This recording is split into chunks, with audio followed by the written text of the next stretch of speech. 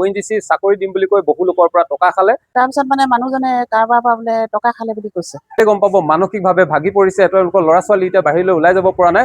চাকৰি পাম বুলি টকা দিয়াটো আপোনালোকৰ কাৰণে ভাল আছিল নে বেয়া আছিল, এইটো আপোনালোকে এবাৰ নিজকে প্ৰশ্ন কৰি চাব বুলি আশা কৰিলো। এজন ব্যক্তিক ভাড়া দি এতিয়া ভাড়াঘৰৰ মালিক চিন্তিত হ'ব লগা হৈছে। তেওঁলোক মানসিকভাৱে ভাগি পৰিছে। কাৰণ সেই যিজন ভাড়াতীয়া অৰ্থাৎ যিজনক ভাড়া দিছিলে তেখেতে ONGC চাকৰি দিম বুলি কৈ বহু লোকৰ পৰা টকা খালে আৰু টকা খোৱাৰ পাছত যেতিয়াই এই ভাড়াঘৰত তেওঁ বসতি কৰিছিলে, 6 বছৰ ধৰি থাকিলে আৰু যিসকল লোকে পইচা বিচাৰি আহিলে, পইচা বিচাৰি অহাৰ পাছত তেওঁলোকৰ চাকৰিও নহ'ল, পইচাও নাপালে আৰু সেই ব্যক্তিজনক ইয়াত বিচাৰি নোপোৱাৰ ফলত এতিয়া তেওঁলোকে শিমলুগুৰিৰ বিভিন্ন ঠাইৰ লগতে বিভিন্ন প্ৰান্তত পোষ্টাৰ মাৰিছে আৰু পোষ্টাৰসমূহত ইক্ৰাম আলী, নহয় জানো নামটো, ইক্ৰাম আলী নামৰ ব্যক্তিজন ওৰফে টুটু, তেখেতৰ নাম উল্লেখ কৰি পোষ্টাৰ মৰাৰ লগতে যিটো বাসগৃহ, আচলতে যিটো ঘৰত তেওঁলোকে বসবাস কৰি আছিলে, ভাড়া লৈ আছিলে, এই ভাড়াঘৰৰ মালিক স্বত্বাধিকাৰৰ নাম উল্লেখ কৰিও তেওঁলোকে পোষ্টাৰ মাৰিছে যে এই মানুহজনৰ সৈতে স্বত্বাধিকাৰ একত্ৰিত হৈ তেওঁলোকে ONGC চাকৰিৰ নামত টকা খাইছে আৰু এই টকা খাই গোটেই দুৰ্নীতি কৰিছে বুলি উল্লেখ কৰিছে। কিন্তু বৰ্তমান সময়ত এই ভাড়াঘৰৰ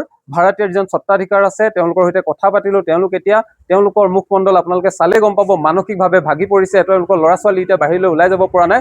অৰ্থাৎ এজন ব্যক্তিৰ বাবে যিটো ঘৰত তেওঁলোকে আচলতে থাকিবলৈ সেই ব্যক্তিজনক সুবিধা কৰিছিলে, নিজৰ অঞ্চলৰ ওচৰৰ ল'ৰা বুলি বিশ্বাসত ভাবি নিজৰ ভাইটি হিচাপে থাকিবলৈ দিছিলে, তাৰ পাছত যেতিয়া সেইজন ব্যক্তিৰ কৰ্ম কুকাণ্ডই গোটেই সৰ্বত্ৰে এতিয়া বিয়পি পৰিছে, তাৰ ফলশ্ৰুতিত এতিয়া এওঁলোকেও এতিয়া ভুগিব লগা হৈছে। অৰ্থাৎ উলুৰ লগত বগৰী পোৱাৰ দৰে এতিয়া কথা হৈছে। আৰু এটা কথা ক'ব লাগিব, যিসকল ব্যক্তিয়ে ইক্ৰাম আলী নামৰ ব্যক্তিজনক টকা দি তেওঁলোকে ONGC চাকৰি লোৱাৰ তেওঁলোকে চিন্তা কৰিছিলে বা টকা দিছিলে, সেই টকা দিয়াসকলো আচলতে সমানে দুখী। যিসকলে টকা দিছিলে তেওঁলোকো সমানে দুখী আৰু যিজনে টকা লৈছিলে তেওঁলোকো সমানে দুখী। আৰু তেনেস্থলত তেওঁলোকে টকা ঘূৰা নাপায় আৰু ONGC চাকৰি নাপায়। তেওঁলোকে এতিয়া পোষ্টাৰ বেনাৰ লগাইছে হয়, কিন্তু তেওঁলোকে টকা কিয় দিছিলে সেইটো তেওঁলোকলৈ এটা প্ৰশ্ন। আৰু যিখিনি এতিয়া পোষ্টাৰ তেওঁলোকে মাৰিছে, এই পোষ্টাৰ মৰাৰ ফলত যিজন স্বত্বাধিকাৰ আপোনাৰ নামটো কি আছিলে? তুলন কোঁৱৰ, তেখেতৰ নাম সহ তেখেতৰ ফটো সহ আপোনালোকে যিধৰণে পোষ্টাৰ মাৰিছে, ইয়াৰ ফলত তেওঁলোকে যদি মানসিকভাৱে ভাগি পৰি কিবা এটা কাম কৰিবলৈ হয় তেতিয়া ইয়াৰ দুখ কোনে ল'ব?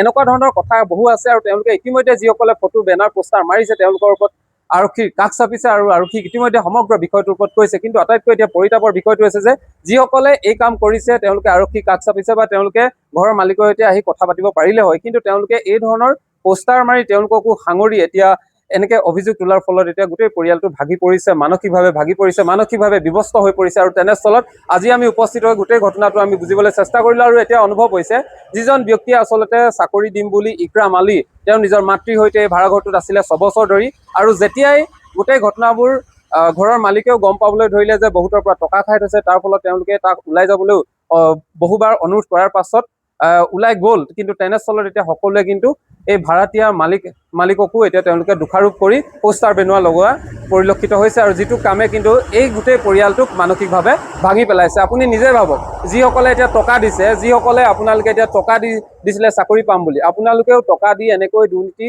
চাকৰিটো পোৱাৰ পাছত যদি কেনেবাকৈ খবৰটো ওলালেহেঁতেন যে আপোনালোকে চৰকাৰী চাকৰি ONGC চাকৰি টকা দি পাইছে আৰু আপোনালোকৰ পোষ্টাৰ বেনাৰ আপোনালোকৰ মাতৃ আৰু পিতৃৰ সৈতে যদি ক'ৰবাত বেনাৰ লগালেহেঁতেন কোনোবাই আৰু আপোনাৰ চাকৰিটো গ'লহেঁতেন, তেতিয়া আপোনাৰ অনুভৱ কেনেকুৱা হ'লহেঁতেন বা আপোনাৰ ঘৰখনলৈ কেনেকুৱা বিপদ যে নামি আহিলে হয়। সেয়েহে যিকেইজনে এনেকুৱা কাম কৰিছে, ফটো বেনাৰ পোষ্টাৰ লগাইছে, আপোনালোকেও নিজক এবাৰ ভাবি তুলনা কৰি এই কথাটো ভাবি চাব বুলি আশা কৰিলোঁ। আৰু বৰ্তমান সময়ত মই তুলন কোঁৱৰৰ ঘৰত আছোঁ আৰু তেওঁলোকে এতিয়া তেওঁলোকৰ পৰিয়ালটো আচলতে তেওঁলোকৰ ল'ৰা ছোৱালী এতিয়া ক'লেও ওলাই যাব পৰা নাই। তেওঁলোকে সকলোৰে আগত লাজ পাইছে আৰু এনেকুৱা ধৰণৰ কাম যিকেইজনে কৰিছে তেওঁলোকে এবাৰ ভাবি চোৱা উচিত। আৰু আপোনালোকে চাকৰি পাম বুলি টকা দিয়াটো আপোনালোকৰ কাৰণে ভাল আছিল নে বেয়া আছিল, এইটো আপোনালোকে এবাৰ নিজকে প্ৰশ্ন কৰি চাব বুলি আশা কৰিলোঁ। ঘটনাটো মানে তেওঁ আমাৰ ইয়াত ভাড়া দিয়া হিচাপে আছিলে।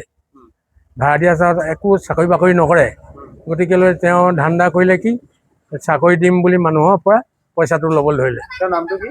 তেওঁৰ নামটো ইক্ৰাম আলী ওৰফে টুটু। ঘৰ নাজিয়া বৰতলত। লগত মাকো থাকে। দেউতাকে ONGCত আছিলে ড্ৰাইভাৰ। তাৰপৰা তেওঁ ৰিটায়াৰ হ'লে নে নহ'লে নাজানো, ঢুকালে। ঢুকোৱাৰ পিছত এতিয়া চব ফেচিলিটি মাকে পায় আৰু ONGC। আমাৰ ইয়াত প্ৰায় 6 বছৰ আছে। 6 বছৰ দিন ধৰি আমাৰ ভাড়াঘৰ আছে।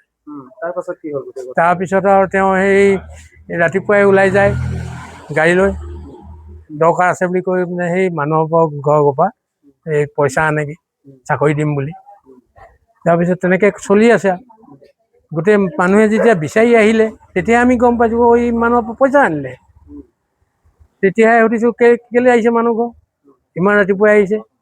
তাৰপৰা আহি আমি বহিব তেওঁলোকক ব্যৱহাৰ ভাল কৰি পিনে বহিবলৈ চহিবলৈ দিলোঁ আৰু তাৰপিছতে লাহেকৈ কথাটো কৈছে যে আমাৰ পৰা পইচা আনিলে, আপুনি এনেকুৱা মানুহক কেলৈ ৰাখিছে হা, গতিকে এনেকুৱা মানুহক উলিয়াই দিব লাগে। আমি উলিয়াই দিয়ে আছোঁ, তেওঁ ওলাই নাযায়। আমিতো এতিয়া মাৰপিট কৰিতো উলিয়াই দিব নোৱাৰি। গতিকে তেওঁ যাম কয় নাযায় ওলাই। তাৰপিছত ইদিনা আকৌ এটা পাৰ্টি আহি তেওঁক বিচাৰি নৱেম্বৰ মাহৰ পৰা মানুহ আহিয়ে আছে, ইটোৰ পাছত ইটো। তাৰপৰা আমি ইয়াক ক'লোঁ তই ইয়াত নোৱাৰিবি থাকিব, তোক এতিয়া পাব্লিক ধুলাই কৰিব, তই কিবা এটা কৰ, ৰুমটো এৰি দে। নৱেম্বৰৰ পৰা আপোনালোকৰ ভাড়াঘৰটো নহা হ'ল নেকি? নৱেম্বৰ জানুৱাৰী এনেকুৱা মানৰ পৰা আহিবলৈ এৰিলে আৰু সেই বাহিৰে ক'ৰবাত থাকে। তাৰপিছত আমি ক'লোঁ তই বস্তুবোৰ লৈ যা, তেওঁলোকে নিনিয়ে। তাৰপিছত আৰু যেতিয়া মানুহে পুলিচত খবৰ আহিলে, পুলিচে সিহঁতিয়ে দিলে চাগে সেই পাৰ্টিকেইটাই। পুলিচ আহিলে, জানুৱাৰী মাহৰ কেই তাৰিখে আহিছে, লেডিজ পুলিচ এজনী এই আহি মাকক পালেহি। তাৰপৰা আৰু তাৰপিছত সি পলাই দিলে সেই সময়ত। তাৰপিছত তাক ক'লে বোলে, মাকক ক'লে থানালৈ হাজিৰ হয় বোলে, সি থানালৈ হাজিৰ নহ'ল আজিলৈকে। তাৰপিছত তেনেকৈ থাকি আৰু মানুহবোৰে এতিয়া এইবিলাক পোষ্টাৰ য'তে ত'তে মাৰিবলৈ ধৰিলে। আপোনালোকৰ নামো উল্লেখ কৰিছে। আমাৰ নামো উল্লেখ আছে তলত, ফটো সৈতে জড়িত আছে বুলি। এই মালিকৰ ঘৰ মানুহো জড়িত আছে আৰু সেই মালিকৰ ঘৰ ভাড়াঘৰতে ই বহুত দিন ধৰি আছে। গতিকে গোটেইকেইজনে মিলি এই চক্ৰটো চলাই আছে বুলি পোষ্টাৰ মাৰি দিয়ে। আমাৰ এতিয়া বহুত অপমানিত হৈছে এই বিষয় লৈ, লাগি পৰিছোঁ। এতিয়া আপোনালোকে কি ব্যৱস্থা গ্ৰহণ কৰিছে? এতিয়া আমি থানাত এজাহাৰ দিলোঁ, থানাত খবৰ দিলোঁ এনেকুৱা কৰিছে, গতিকে এই কাৰবাৰটো বন্ধ হওক, সেইটো কাৰণে আমি থানাত এজাহাৰ দিলোঁ। থানাত কালি OC আহি গ'লহি, এই স্পট ভেৰিফিকেশ্যন কৰিলে, ক'ত থাকে কি কথা, ফোন নাম্বাৰ লৈ মেলি গৈছে। তাৰপৰা তেওঁলোকে বিচাৰ কৰিম কৈছে, কেইদিনমান ৰওক। মানুহজন মানে আজি আমাৰ ঘৰত 6 বছৰমান হ'ল থকা। তেওঁ ভাড়াতীয়া হিচাপে আছিলে, এনে ভাড়া চাড়া দিয়ে আছিলে ৰেগুলাৰ।